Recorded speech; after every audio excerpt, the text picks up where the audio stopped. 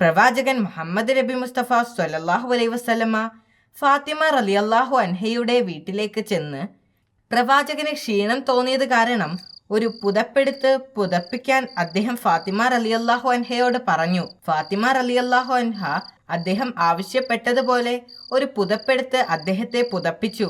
കുറച്ചു കഴിഞ്ഞപ്പോൾ അവരുടെ മകൻ ഹസ്സൻ റളിയല്ലാഹു അൻഹു അവിടേക്ക് വന്നു. അവർക്ക് സലാം പറഞ്ഞു. അപ്പോൾ പ്രവാചകന്റെ ദേഹത്തു നിന്നുള്ള സുഗന്ധം ഹസ്സൻ റളിയല്ലാഹു അൻഹു തിരിച്ചറിഞ്ഞു. ഹസ്സൻ റളിയല്ലാഹു അൻഹു പ്രവാചകന്റെ നേരെ നടന്നുകൊണ്ട് പറഞ്ഞു, അങ്ങേക്ക് മേൽ അള്ളാഹുവിന്റെ അനുഗ്രഹം ഉണ്ടാകട്ടെ.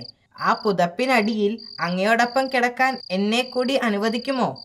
നിനക്കുമേലും അള്ളാഹുവിന്റെ അനുഗ്രഹം ഉണ്ടാകട്ടെ എൻ്റെ മോനെ. എൻ്റെ കൂടെ ഇരിക്കാൻ ഞാൻ നിന്നെ അനുവദിച്ചിരിക്കുന്നു, പ്രവാചകൻ മറുപടി പറഞ്ഞു.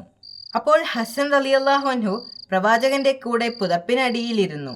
കുറച്ചു കഴിഞ്ഞപ്പോൾ ഫാത്തിമ റളിയല്ലാഹു അൻഹയുടെ മറ്റൊരു മകൻ അൽ ഹുസൈൻ റളിയല്ലാഹു അൻഹു അങ്ങോട്ട് വന്നു. ഹുസൈൻ റളിയല്ലാഹു അൻഹു മാതാവിനോട് ചോദിച്ചു, എൻ്റെ പിതാമഹന്റെ സുഗന്ധം ഞാൻ അറിയുന്നു, അദ്ദേഹം ഇവിടെ വന്നിട്ടുണ്ടോ? അതെ, അവർ മറുപടി പറഞ്ഞു. നിന്റെ പിതാമഹനും നിന്റെ സഹോദരനും ആ പുതപ്പിനടിയിലുണ്ട്. ഹുസൈൻ റളിയല്ലാഹു അൻഹു പ്രവാചകന്റെ നേരെ നടന്നുകൊണ്ട് പറഞ്ഞു, അങ്ങേക്ക് മേൽ അള്ളാഹുവിന്റെ അനുഗ്രഹം ഉണ്ടാകട്ടെ. എന്നെ കൂടെ അങ്ങയുടെ പുതപ്പിനടിയിൽ ഇരിക്കാൻ അനുവദിക്കുമോ? നിനക്ക് മേലും അള്ളാഹുവിന്റെ അനുഗ്രഹം ഉണ്ടാകട്ടെ മോനെ. എൻ്റെ കൂടെ ഇരിക്കാൻ ഞാൻ നിന്നെ അനുവദിച്ചിരിക്കുന്നു. ഹുസൈൻ റളിയല്ലാഹു അൻഹുവും പുതപ്പിനടിയിൽ ഇരുന്നു. കുറച്ചു കഴിഞ്ഞ് അലി റളിയല്ലാഹു അൻഹു അങ്ങോട്ട് വന്നു. എന്നിട്ട് അദ്ദേഹം ഫാത്തിമ റളിയല്ലാഹു അൻഹയോട് പറഞ്ഞു, ഫാത്തിമ, ഇവിടെ നല്ല സുഗന്ധമുണ്ട്. ഈ സുഗന്ധം എൻ്റെ ബന്ധുവും സഹോദരനുമായ അള്ളാഹുവിൻ്റെ റസൂലിൻ്റെതാണ്. അതെ, അദ്ദേഹം അങ്ങയുടെ 2 പുത്രന്മാരോടൊപ്പം ആ പുതപ്പിനടിയിലുണ്ട്, അവർ പറഞ്ഞു. അലി റളിയല്ലാഹു അൻഹു പ്രവാചകന്റെ അടുത്തേക്ക് നടന്നുകൊണ്ട് പറഞ്ഞു, അള്ളാഹുവിന്റെ റസൂലെ, അങ്ങയുടെ മേൽ അള്ളാഹുവിന്റെ അനുഗ്രഹം ഉണ്ടാകട്ടെ. എന്നെ കൂടെ അങ്ങയുടെ പുതപ്പിനടിയിൽ ഇരിക്കാൻ അനുവദിക്കുമോ? നിനക്ക് മേലും അള്ളാഹുവിന്റെ അനുഗ്രഹം ഉണ്ടാകട്ടെ. എന്റെ കൂടെ ഇരിക്കാൻ ഞാൻ നിന്നെയും അനുവദിച്ചിരിക്കുന്നു, പ്രവാചകൻ പറഞ്ഞു. അങ്ങനെ അലി റളിയല്ലാഹു അൻഹുവും പ്രവാചകനോടൊപ്പം ആ പുതപ്പിനടിയിലിരുന്നു. അള്ളാഹുവിന്റെ അനുഗ്രഹം അങ്ങയുടെ മേലുണ്ടാകട്ടെ. എന്നെ കൂടെ ആ പുതപ്പിനടിയിലിരിക്കാൻ അനുവദിക്കുമോ?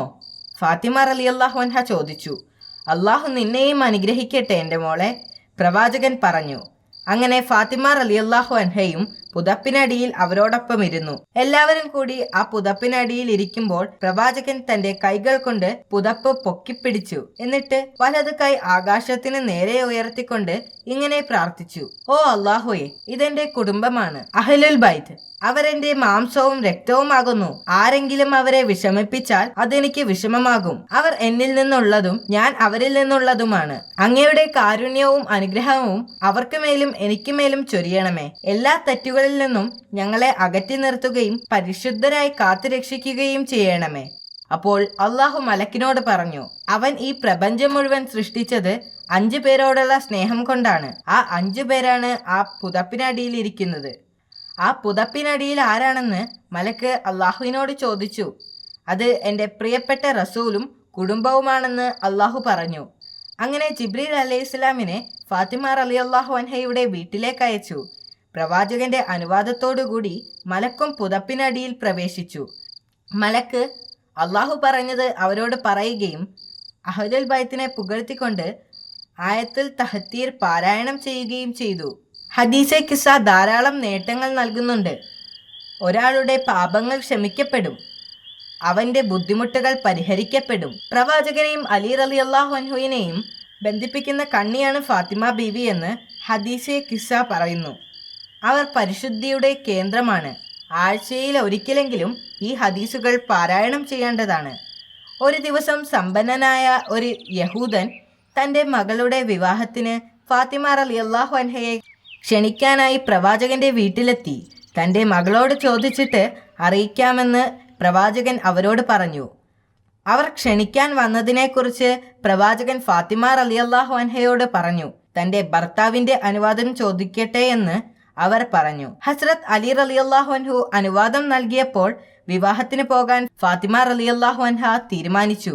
എന്നാൽ ആ യഹൂദൻ നല്ല ഉദ്ദേശത്തോടെ ആയിരുന്നില്ല അവരെ ക്ഷണിച്ചിരുന്നത്. ഫാത്തിമ റളിയല്ലാഹു അൻഹ വിവാഹത്തിന് വരുമ്പോൾ ദരിദ്രാവസ്ഥയെ മറ്റുള്ളവരുടെ മുൻപിൽ വെച്ച് പരിഹസിക്കാനായിരുന്നു അയാൾ അവരെ ക്ഷണിച്ചിരുന്നത്. കല്യാണത്തിൻ്റെ ദിവസം ഫാത്തിമ റളിയല്ലാഹു അൻഹ വളരെ മനോഹരമായ തിളങ്ങുന്ന വസ്ത്രം ധരിച്ച് കല്യാണ വീട്ടിലെത്തി. അവരെ കണ്ടപ്പോൾ ആളുകളിൽ ചിലർ അബോധാവസ്ഥയിൽ വീണു. കല്യാണ പെണ്ണ് പോലും അബോധാവസ്ഥയിലായി. അല്ലാഹു സുബ്ഹാനഹു വ തആല അവർ കയക്കപ്പെട്ടതായിരുന്നു ആ വസ്ത്രം. അവളെ ഉണർത്താൻ കഴിയാതെ ആളുകൾ വിഷമിച്ചു.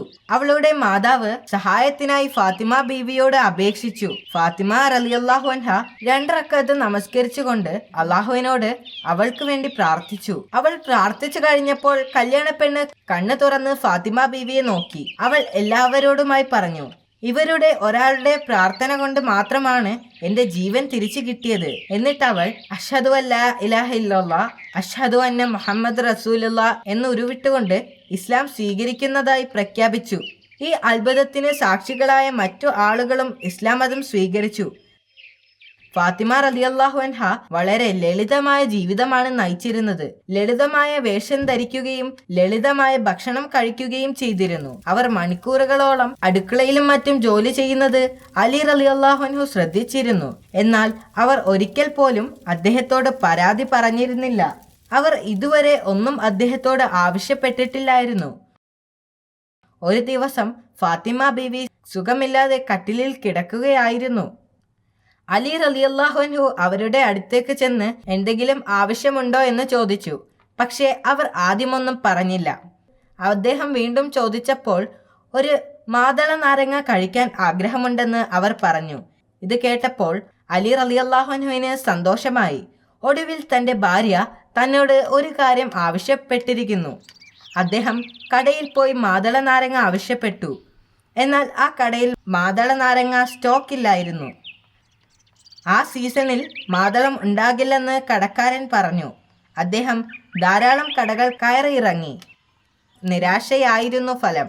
മാതളത്തിനു വേണ്ടി ധാരാളം കടകൾ അദ്ദേഹം കയറിയിറങ്ങിയിരുന്നു. ഒടുവിൽ അദ്ദേഹത്തിന് ഒരെണ്ണം കിട്ടി. ആ മാതളവുമായി അദ്ദേഹം വീട്ടിലേക്ക് മടങ്ങി. അദ്ദേഹം വീട്ടിലേക്ക് നടക്കുന്ന വഴിയിൽ ഒരു ഞരക്കം കേട്ടു. അത് ആരാണ് ശബ്ദമുണ്ടാക്കിയതെന്ന് അദ്ദേഹം നോക്കി. ഒരു യാചകൻ അവിടെ ഇരിക്കുന്നുണ്ടായിരുന്നു. അദ്ദേഹം നോക്കിയപ്പോൾ അയാൾക്ക് പനിക്കുന്നുണ്ടായിരുന്നു. നിങ്ങൾക്ക് എന്തെങ്കിലും സഹായം ആവശ്യമുണ്ടോ? അദ്ദേഹം ആ ഭിക്ഷക്കാരനോട് ചോദിച്ചു. എനിക്ക് കുറേ ദിവസമായി സുഖമില്ലാതിരിക്കുകയാണ്. അത് കാരണം എൻ്റെ വായ വരണ്ടിരിക്കുകയാണ്. എനിക്കൊരു മാതളം കഴിക്കണമെന്ന് ആഗ്രഹമുണ്ട്.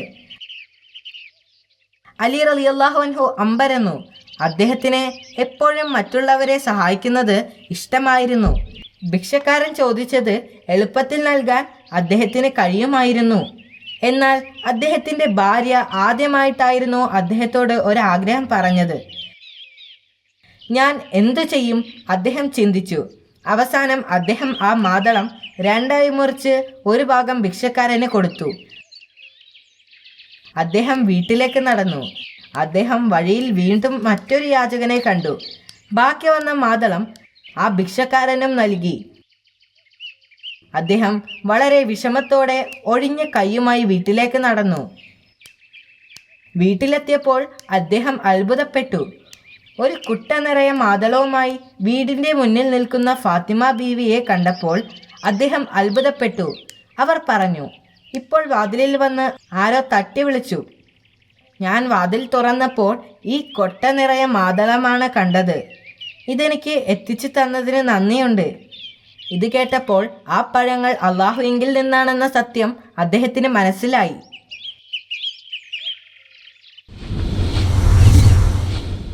ഇത് നല്ല കഥയായിരുന്നു.